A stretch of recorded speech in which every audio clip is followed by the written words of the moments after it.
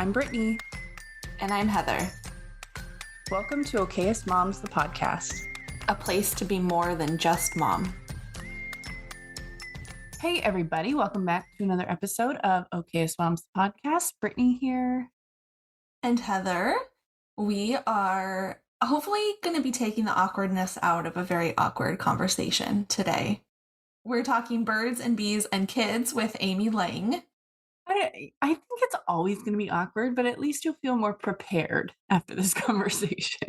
Yes, and Amy kind of touches on that, how it's going to always kind of be a little weird, but that's not the goal. The goal isn't to make it a weird thing. The goal is to have a productive adult, and hopefully that goal in mind takes the weirdness out of it a little bit. Yeah, for sure. Have you had talks with your kids at all?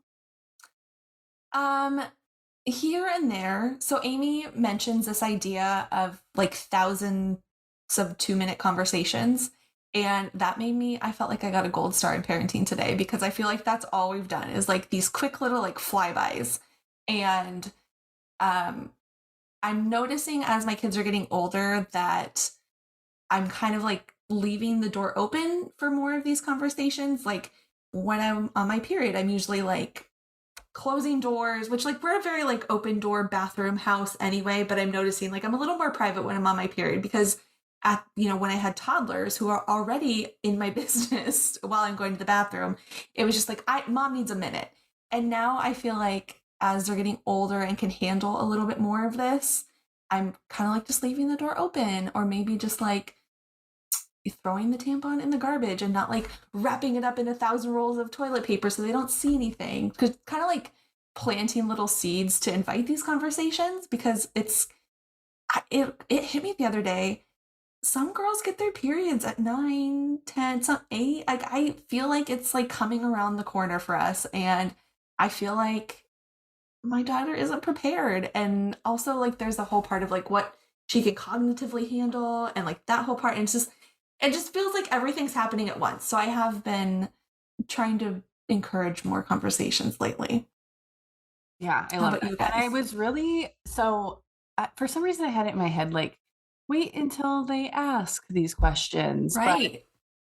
And that's more or less what we've done. But really, Amy talks about this more in depth, but we are in charge, like they don't necessarily know which questions to ask. And, of course, there's all these developmental stages where certain language is more appropriate and whatever when they're younger. So that just was kind of like a light bulb moment for me, like, oh shit, maybe I'm not doing as good as I thought. Well, I mean, that's with anything, right? But there are still thousands of 2-minute conversations in your future. That's so very, very there's time. Although middle school is knocking on your door, God, stop. Good luck. I want to tell you this funny story where, so in 4th grade, that's when the girls get the period talk and see the video or whatever it is nowadays. And when Harrison was in 4th grade, his teacher told the class that the girls get to go on a field trip, but the boys are not ready yet. And Harrison got in the car after this conversation with his teacher and was like so mad, like threw his backpack, like, we don't get a field trip and the girls do. So Harrison was so mad that he didn't get to go on this field trip. And we had just watched Turning Red and had the period talk about what happens to women and what happens to me every month and blah, blah, blah, blah, blah. And I was like, Harrison, remember we just talked about this. That's what they're going to learn about, because some girls might not know yet or whatever. This is standard. And he's like, oh. And then he wasn't so disappointed, but it's anyway. A field trip you don't want to go on. Right. Well, and also I think having a boy and a girl, I've realized that these aren't specific conversations. And I hate that they still break it up by gender in school, because everybody needs to know about this. Like at some point, a boy in that class is probably going to have a girlfriend or a wife or have a daughter. Like at some point they're going to encounter a period and they should know. Right. Yeah. And it's just, yeah. 50% of the population menstruates. Like why right. would they not know about it? Yeah. No, Well, and I don't, that's a whole this nother. is something like specific to our district. When I was growing up, we were all together. Like we watched all the Oh. videos. It was like a whole week of like traumatization, but it was like, but we were together. So we trauma bonded over all of it. Yeah, okay, yeah. I Wow, mean, no, ours were separated. which made for some awkward recesses in fourth grade because now like these boys that you were playing kickball with, you're like, what happens to you? What? But you know, it's important information to know regardless of your sexual orientation, your gender. Like at some point you are going to encounter these things with another human being and Mhm. you should know about them. So I think that's important to remember as you're having these conversations with your kids too. And Amy's got lots more good little gems for you. So put this on your New Year's resolution list. Start having these weird conversations. Be the weird mom who talks about sex with your kids, and because that's what's going to make them better, well-rounded adults. All right, we're going to take a quick break and we will be back with Amy.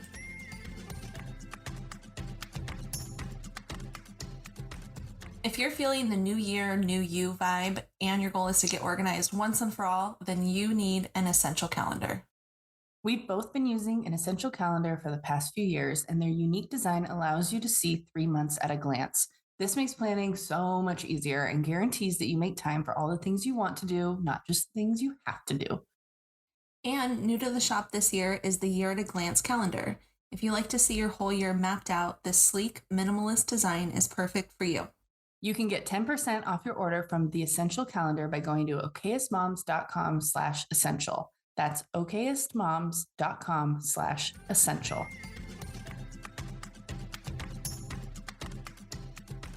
We'd like to introduce podcast sponsor Dry Farm Wines. Dry Farm Wines is a wine club that sources natural wines from small family farms that grow organic grapes.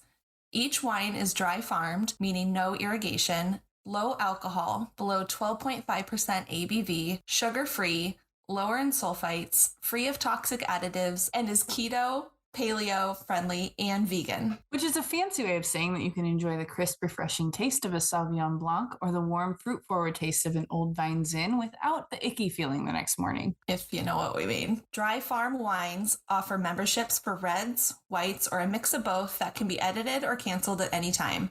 To order Dry Farm Wines, go to dryfarmwines.com/okayestmoms to order. And if you sign up for a membership through our link, you'll get an extra bottle of wine for a penny with your first order. That's dryfarmwines.com/okayestmoms. Hi, Amy. Welcome to the show. Thanks for having me. I'm excited to talk to y'all. Can you tell us and our listeners a little bit about yourself and what you do? Absolutely. I have a weird job. So I was a sexuality educator throughout my 20s and 30s, and I was just doing the usual, STI, birth control, abortion, counseling kind of deal. Loved it. And then had made an assumption that when I had children that I was going to be amazing. And I was not. I was very surprised by my discomfort. And I realized that that was not a real good thing because, I'm like, hey, this is what I do for fun. And so I started doing some research and figured out, how to have the conversations for our family. Milo was about 5 when I started doing this. And then I also have a master's degree in applied behavioral science, and my focus was in adult education. So I just combined my two favorite things and started Birds and Bees and Kids in a long time ago, 2006, I think. And so, as you can imagine, my child has been mortified by my work, but he's 12 now, and so I know, but he's much better about it. So that's like my work business. So I live in Seattle, and I've been married to the same person for 30 years next year. And, we lucked out, and Milo was super easygoing guy, and he seems happy and healthy, and he's living with his girlfriend in Bellingham, Washington, and doing his thing. So yeah. And, we're having crazy weather. It is supposed to be gloom and doom here. And I it don't know is how you do it. brilliant sunshine, like a crazy town, brilliant sunshine. So, Oh, and you just hunker down and wait, yeah. right? We're in California, so we don't really know much about rain and things like that. Yeah. So we're experiencing California, only it is like 37 degrees. So, not the same. It's not. Yeah. So that's my tale. That's my tale. And I've been really having a great time doing this work. I really love my whole mission is to help kids grow up to be whole, healthy, happy adults. And I just need, parents to do that.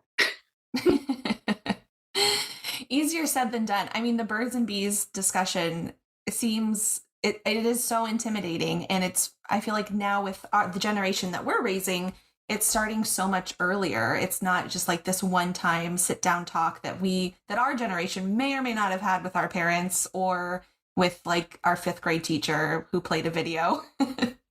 So can you tell us at what age parents should start talking to their kids about the birds and the bees?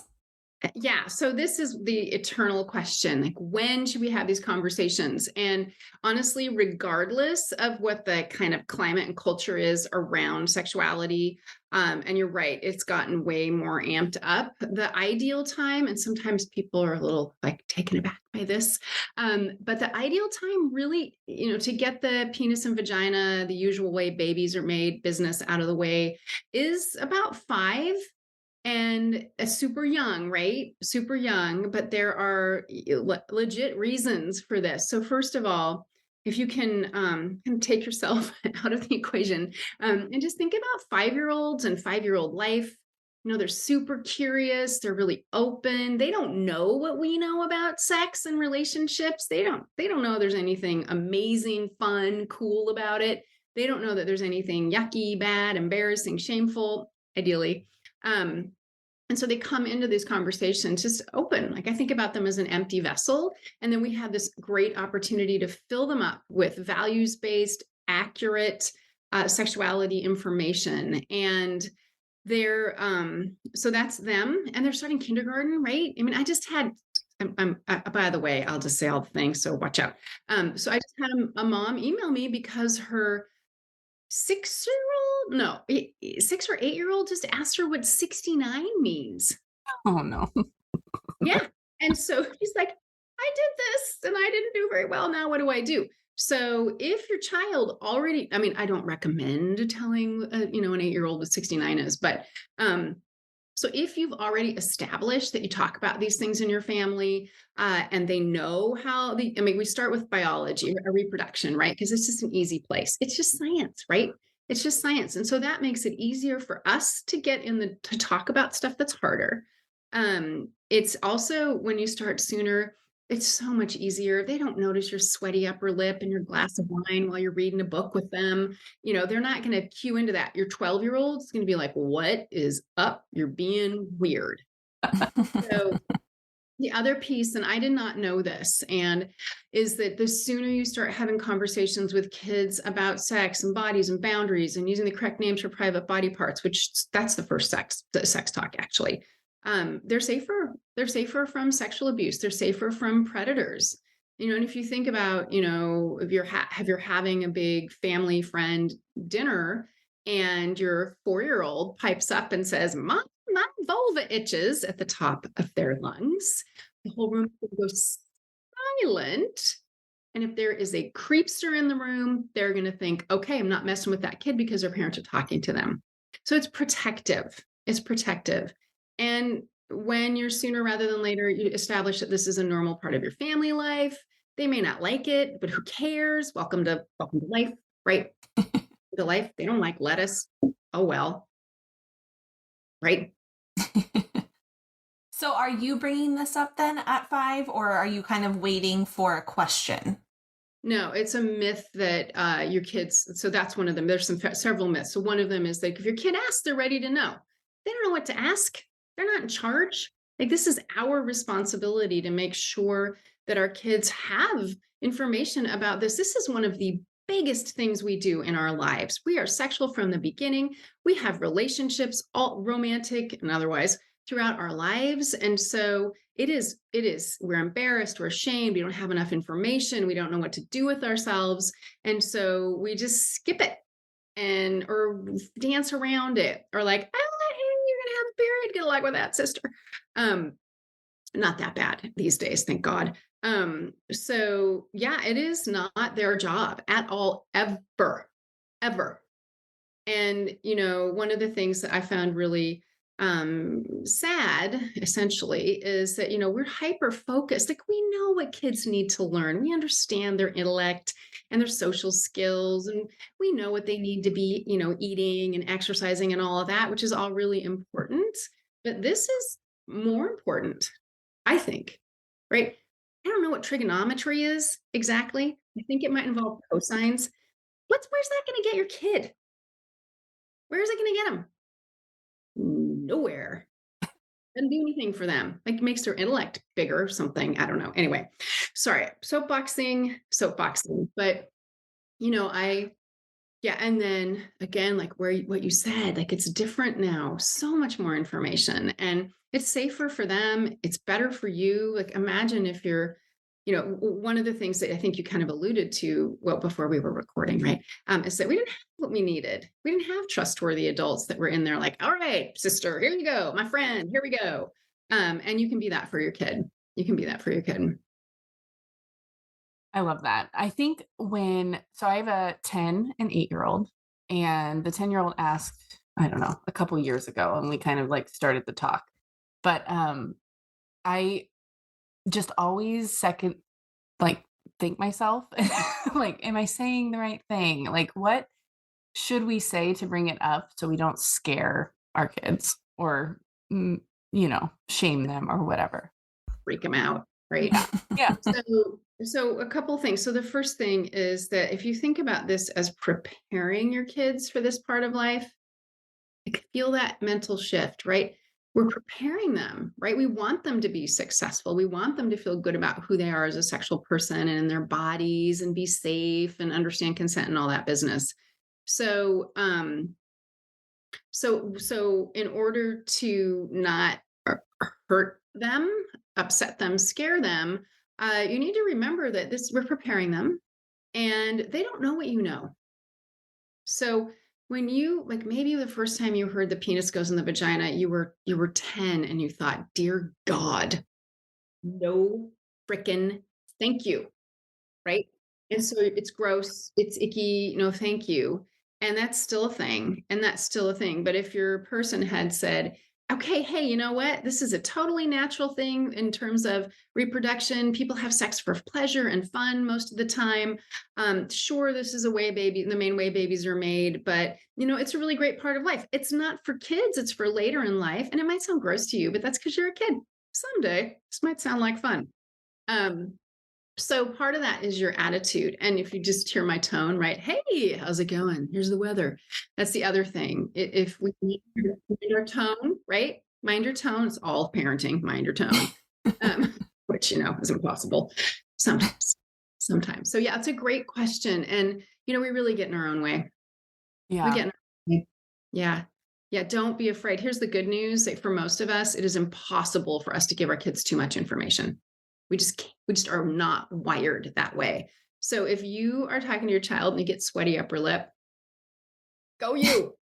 You're on it. You're on it. And they don't know, right? They don't know. And so if you're in there first and saying, hey, this is a cool part of life, sure, there's trouble, right? Sure, there are things that can go sideways, but here we're going to make sure you're as ready as you can be and have the information and some skills to navigate this, right? It's a process. So yeah, thanks for asking that. I just really wish that we could see that, like, okay, I think about it as like a gap Mhm. between them and us, and that gap is full of crap. Yeah. That's true. I mean, that's kind of with any big serious talk you need to have with your children, right? It's kind of just your approach to it is what really is going to make or break it. Is there anything you can say that would shut down lines of communication or kind of make things worse? Yeah. So a couple Things things to avoid. things to avoid. So I would say, so things to avoid are kind of like techniques that don't work, right? So the things that work are being honestly practicing before you preach. So that's one thing that works. So having a sense of what you want to say before you say it. And my Sex Talks with Tweens book is all script. So that's one thing. Do not lecture them. right? So if you're like, hello, it's hump day, it's Wednesday, it's dinner time, we're going to talk about masturbation, right? It's just you're going to be like, no, thank you. No lecturing. Like, don't do to them what I'm doing with you right now. Think about it as one of my colleagues, Julie Metzger, says it's 200 or it's 2,000 2-minute conversations, right? Keep them really short and sweet. Their attention spans are not superb, right? Especially as they get older and they get uncomfortable. So if you are really conscious of how you're going to wade into these conversations, they're going to do better and feel better. If something happens and you hear something on the like the 69 thing, right? Let's just use that as an example. If that mom, she did a great job. If that mom had said, "What? Where did you hear that?" And oh my God. And you shouldn't know that. And you are too young, bad, right? Because what are you telling your child? The child, I'm a no-go, right? You can't talk to me. I'm a Mhm. freak show. So you're not trustworthy. And it takes practice, right?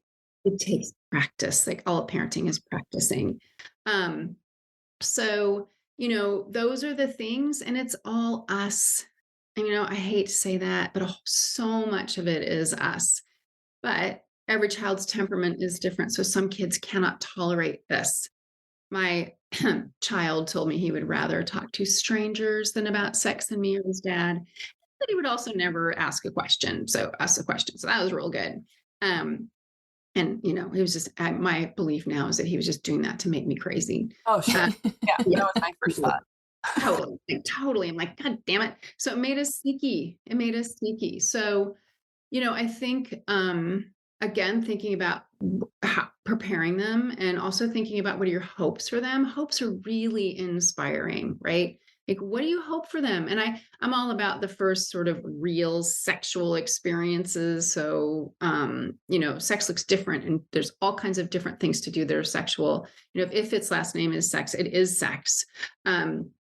So helping them to be really ready, like understanding consent. How should you feel? Like, how should your partner be behaving? Like, what do do you want to do this? Does it feel good in your heart and your mind and your body? Like helping them understand like what that hopefully looks like. And a whole lot of finger crossing, right? Right. I mean, right. So anyway, does that help? Yeah, I love the idea of thousands of 2-minute conversations because I think that makes it really scalable and kind of helps with the stages. Because obviously, the conversations you're going to have with a 5-year-old aren't the same you'll have with a teenager.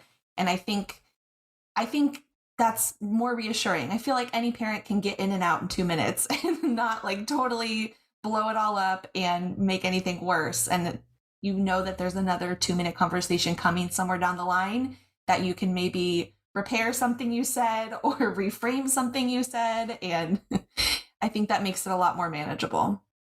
Yeah, it totally is. And redo is fair game. You go back and you said that this mom, sorry, I don't like normally talk about 69 all the time, just heads up. But this mom, her email was, I danced around it. I think I just need to go back and fix it because I didn't quite do it right. And so redo is fine. And they appreciate it because when you say, hey, I'm sorry, I kind of messed that up. I want to do this again. Again, you're showing that you're trustworthy. You're showing that you're engaged. And when you start the conversations, it makes it, they don't like it necessarily, but it just shows them like, I'm in here. I'm here for you. I'm here for you. But if you say you can ask me anything and then you never say anything, they can't ask you anything because what do you know? Apparently nothing. And I think punting is always an option too. Like, you know what? Let me think about how to explain this to you and I'll get back to you. I think that's a very underutilized technique. And all things. But you have to get back. Right. You Yes. have to get back. And ideally you get back within 48 hours if you For sure. can. Right. I mean, life and all that nonsense. But yeah. So this is it's a learned skill for most of us. But oh wait, are we parenting? Oh yeah.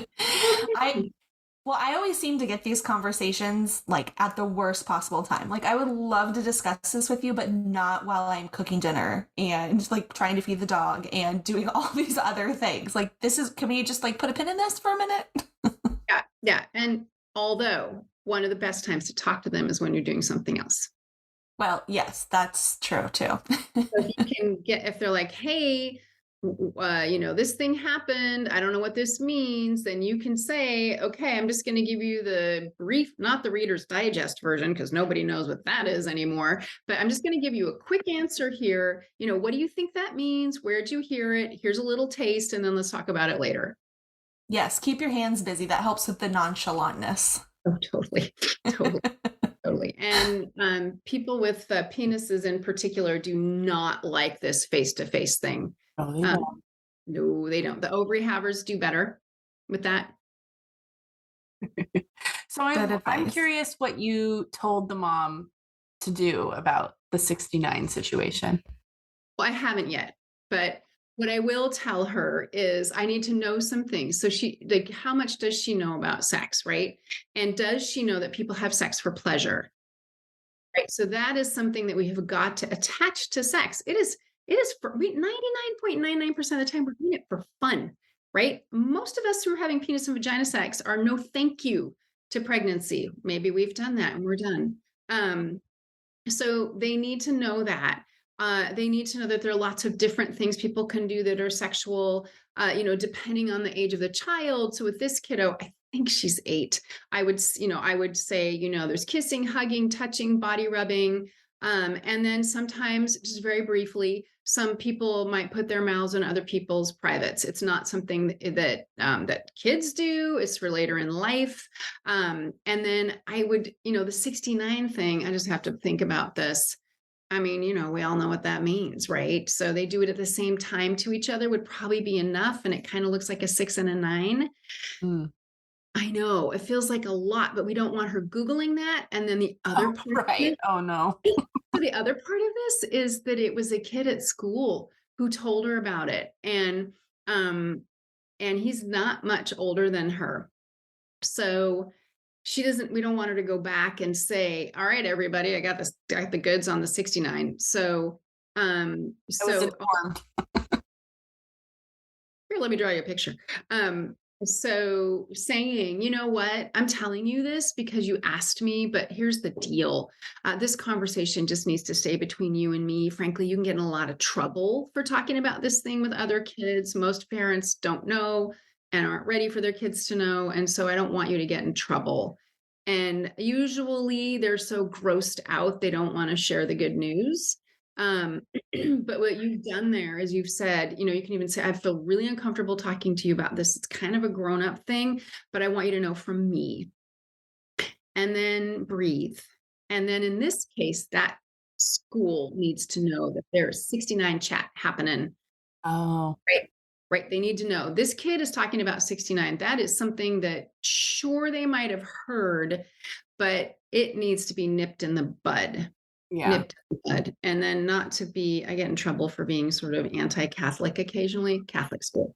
So it's sort of worse in some ways, right? Because of all the values and that kind of thing.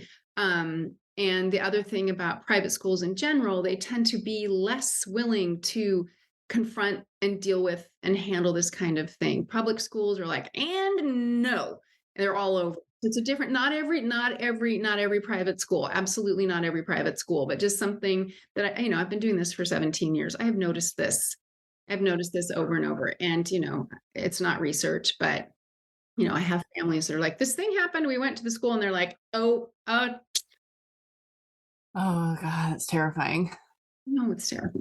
I'm sorry. But I love putting parameters on it that like this is a conversation in our family that some families are okay with. We're swearing has become a really big thing with my kids lately. And so this is also a conversation that's been very adjacent. It's like this is fine in our house, but like this is not something we're taking elsewhere. So We talk about different rules in different settings all the time.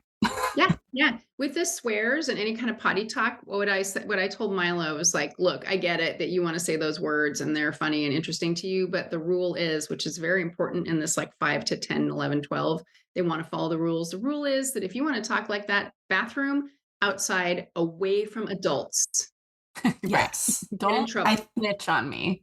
I'm going to cross all the things. I think we might finally be out of the potty talk era in my house, and I'm thanking all of the things for that because I'm very done. Like, and that's the other thing. It's like, shut up. Oh, wait, I can't say that. Well, you can. Right. Like, you just shut up. What say? Right? I don't want to hear it. Well, and I feel like my tolerance is pretty like low. I guess I'm very immature when it comes to like a poop joke. So like I get it. I think they're funny, but it's like you've just taken it way too far. Outside, no adults, not at school. Yes.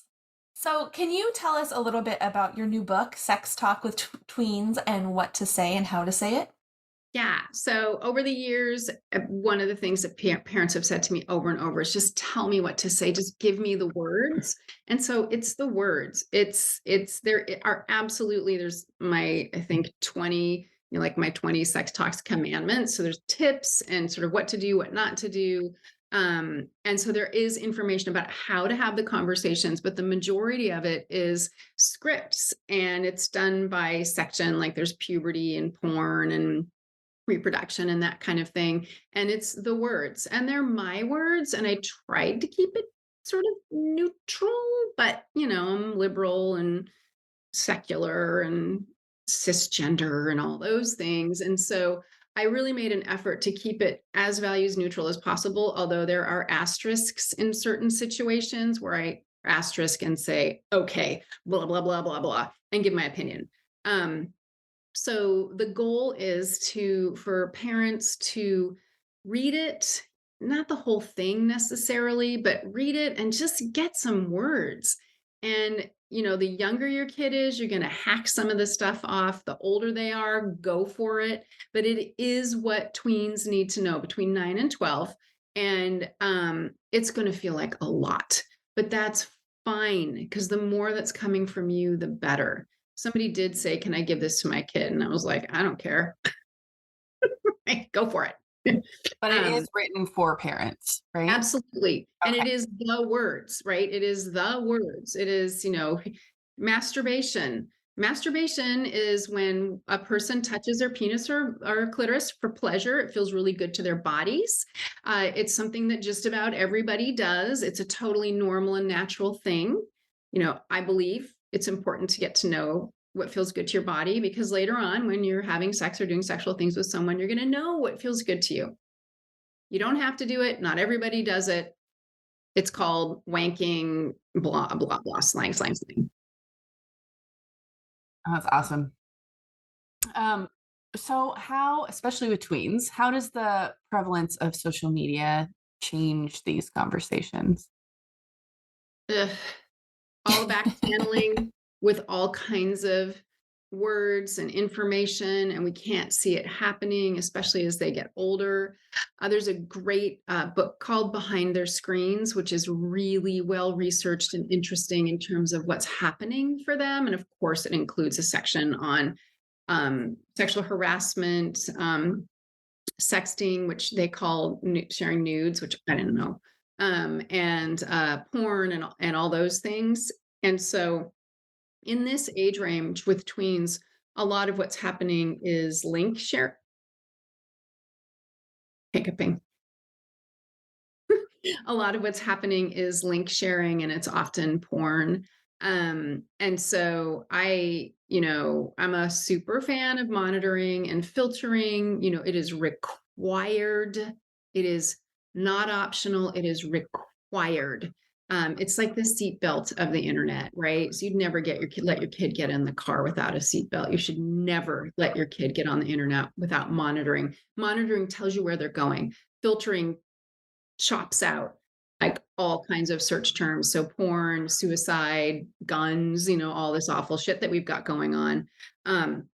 So they can't search that stuff. And as they get older, you can let the blocks go. And then by the time they're 13 or so, you can just take all the blocks off and let them go anywhere they want, but you're watching and they know you're watching. You're not spying. You're like, hey, you know what? So you can go anywhere you want, but we are going to get a ping if you Google big penis, right? Um, and we'll have a conversation. And so, parents don't believe me is heartbreaking. The episode that's whatever, I don't know what episode 141, I think, is a porn episode where I talk about, all of this and the impact and all that. So, social media, again, is a sort of back channel. And so your kids are going to see porn. Absolutely 100% guaranteed. Nobody makes it to 18 without seeing it. And it's your responsibility to make sure they're ready. They're going to see it. They're prepared, right? They're prepared. Oof. Sorry. We have an episode, number 122 for our listeners. Also, we have an episode with Catherine Perlman who talks about kids and cell phones, and she has some great tips for setting up parameters and how to have that conversation too. So I think these two together would be a good listen for all you tween parents out there. Well, everybody, frankly, doesn't matter how old you are, is you have to have the monitoring and filtering. The minute they can get on a device, it has to be there. And I highly recommend using a product like Bark or Custodio or Circle, because it's all in one. It's on your phone. You can turn the Wi-Fi off and on. You can see what's happening. It's really easy. And using the controls on each device is absolutely good. Works as well. It's just more to keep track of. Okay, so you kind of mentioned earlier kind of keeping these conversations value neutral and kind of using your family's values when you bring up these conversations. How do you recommend having these conversations with children who are maybe have already identified as LGBTQ plus, or maybe somewhere in that spectrum, or maybe you suspect that, or I mean, sexual orientation is much less taboo than it was even just a few years ago. And so I think the kids that we're raising are much more in tune with these things. And how would that change how you approach this topic? So as you're having the conversations, you always need to talk about different kinds of families, different kinds of relationships, different genders, so they know that you know about it, that you are open to talking about it, and that so that if they are queer, then they will be more likely to let you know and to talk with you about it. If you are of the belief that it is evil, wrong, and bad to be LGBTQ, just know it doesn't, well, everyone should know that those kids' suicide rates are 4 times higher than the general population. And I'm thinking no one wants that. And the one thing that keeps them on par with the general population is 100% parental support. Even if it bumps down to 95, we still see that high. It still makes an impact. And that can be really hard. It can be really hard. And people, I had a gal who's like, my kid's trans, and it's 3 years later, and I'm open to it. I'm still struggling with this. So there's lots of support for parents. My advice is to do your freak out on your own time. You can say, I'm really surprised. I don't know what to do with this. I love you. I need to figure this out. Can you help me understand? Like those kinds of questions. Saying things like, are you sure?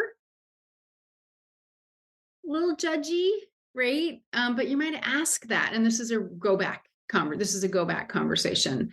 And kids these days are so much more open to different orientations and genders. It doesn't phase them. Like little kids, if they have a child in their class, like kindergarten through 2nd grade, if they have a kiddo in their class that changes gender, is gender fluid, they have oh, okay, you're not a boy anymore.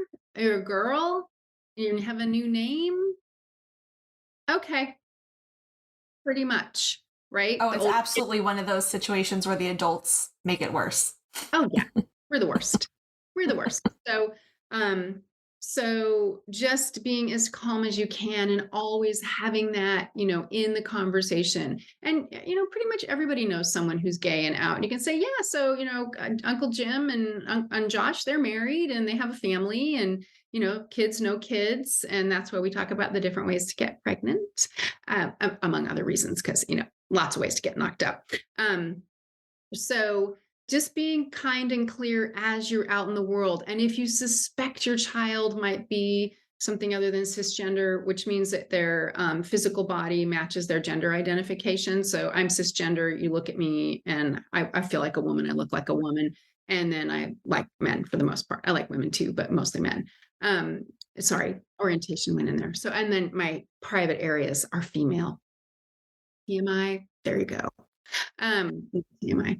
So just being mindful and having books and talking about it and showing up as open. And then if you need support, P Flag, Susan Berland, there's lots of folks that can help with your side of things, and they need you. They need you. And so the other thing is that this is lots of kids who are 10, 11, 12 are coming out, and it can feel like a kind of a trend. So we see just anecdotal. I have folks who have a group of girls, and they're all different genders and sexual orientations, and they're talking about it. And so what's happening, which is good, is that they just have a more expansive view of how to be as a sexual person and how to be in their gender. So we don't say experiment, we don't say phase, we say exploration, we say openness, and then you just wait. You wait and you roll with it. They change their pronouns, you change their pronouns. They change their name, you change their name. You have conversations about this with them. Like, how out are you? Do you want to do this at school? What's happening? And how are you feeling? Right. And then, as my pal Joe Langford says, you hold it lightly. But Mm, you have to believe them. You have to believe them. Even if you're thinking, just don't say that to them. yeah. Well, and I think there's a way to ask, are you sure, without actually asking that. You can, like you said, hold it lightly and let them explore and let them decide if they're sure. And Yeah. then, Talk yeah. about it. How you doing? What does this mean to you? What's happening in your friend group? Just go with it. Now, the next book you need to write is going to be for the parents of these children, to how to talk to their parents, because I feel like that's probably the biggest barrier, is explaining this to the older generation. Yeah. Yeah. And there's lots of support and help for that already. That's not, I'm Yeah. not doing that. I ain't doing that. Um, my other book that is helpful is called Birds and Bees and Your Kids. And that's about to help you clarify your values. Like, what do you want your kids to know? How do you want to talk about this with them? And it is, again, like by section and that kind of thing, just because that's the first book I wrote, and it was kind of ahead of, I should have written this, the tweens book before I wrote this one. But people need to ground themselves. Parents need to ground themselves. And that book is a place where you can settle in. Because if you know your values and your hopes and, all that for your kids, it's a lot easier to have conversation. But if you're casting around, like, okay, I don't know what I think about gay marriage, but I should know what I think about gay marriage. I think it's fine. Do I really think it's fine? Right. Like, so finding a place where you feel settled in around that. I love that. That sounds like a great starting point, and to help you really like establish what you think before you start having these conversations, or at least like I'm sure everyone knows what they think, but to put words to it and a vocabulary, so then you can then have these conversations with your children, I think would make it so much easier before you're already in it. Totally. Because that closes the gap, that closes the crap, like less crap, and settles you down. And it's easy to talk about the facty stuff, right? It's easy to explain what a tampon is, right? That's easy, really easy, relatively speaking. Right. But talking about, mutual masturbation or being queer or consent, that takes a little more, right? Or the hard stuff like sexual assault and rape and sexual abuse, right? If you settle yourself down, it makes those conversations easier. I love it. Well, thank you so much for joining us. You are a joy. Can you tell our audience where they can find more about birds and bees and kids? Yes. So birdsandbeesandkids.com. And then I have a podcast too. It's called Just Say This, and it's advice column style. So people call in, leave me a voicemail with a question, and then I answer it on the show. So if you like, Ask Amy and Carolyn and all that, then this is the total place for you. and it's soup to nuts. Like I have a call from a parent of a 3-year-old. I got a call from a parent of a 13-year-old, because I believe everybody can learn something from everyone. And so that's when, I mean, you're a podcast listener already, so that's where I'd recommend you go. And then Instagram and Facebook are both at Birds, Bees, Kids. And I do post a variety of things, including very funny sort of pictures of sexual stuff. Appropriate. I feel like I just need to say, Amy got on the Zoom meeting today holding up a sign that says boner. So she's fine. I did.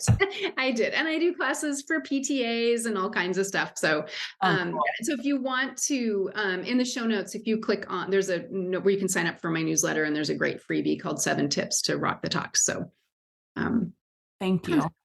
Yes. Thank you for trusting me with your people.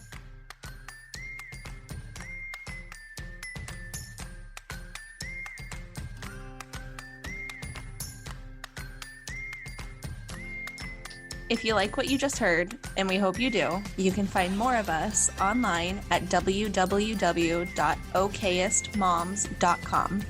We're also on all social media platforms, Pinterest, Facebook, Instagram, Twitter, at Okayest Moms Blog.